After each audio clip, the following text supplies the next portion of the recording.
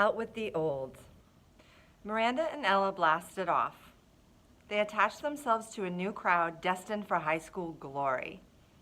After a week of painful lunches where all they would do was talk about people that didn't interest me, I decided to make a clean break for it.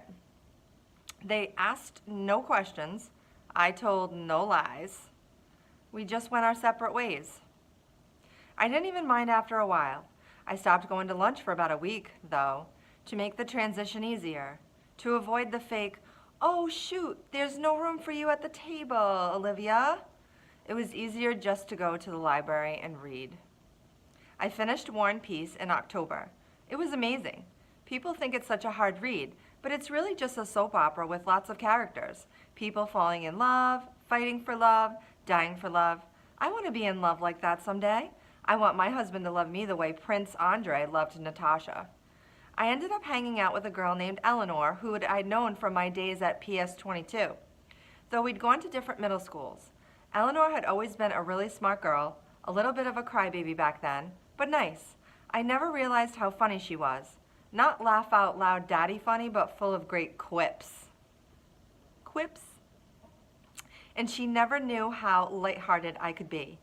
Eleanor, I guess, had always been under the impression that I was very serious.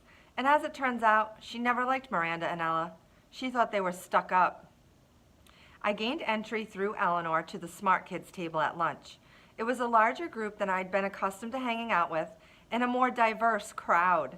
It included Eleanor's boyfriend, Kevin, who would definitely become class president someday. A few techie guys, girls like Eleanor who were members of the yearbook committee and the debate club, and a quiet guy named Justin, who had small round glasses and played the violin, and who I had an instant crush on.